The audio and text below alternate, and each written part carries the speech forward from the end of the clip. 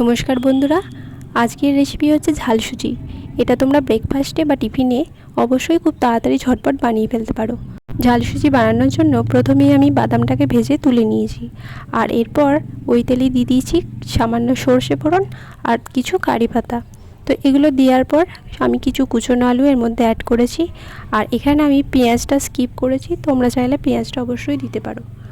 আর এরপর দিয়ে দেবো কিছু কুচনো টমেটো আর কুচনো কাঁচা লঙ্কা। তো তোমরা যেমন যে ঝাল খাও সেরকম অনুযায়ী তোমরা কাঁচা লঙ্কাটা দেবে। আর এরপর দিয়ে দিয়েছি আমি আধ কাপ সুজি। সুজিটা তোমরা যে যেমন পরিমাণ দেবে জিনিসগুলো তোমরা সেইভাবে পরিমাণ বাড়িয়ে কমিয়ে দিতে পারো। আর এইভাবে নাড়াচাড়া করে ভালো করে লাল লাল করে ভেজে নিয়েছি, আর দিয়ে দেবো অল্প পরিমাণ জল। তো বেশি জল দিলে চলবে না, এখানে জলটা খুব কম পরিমাণে দিতে হবে যাতে ঝুড়ো ভাবটা থাকে।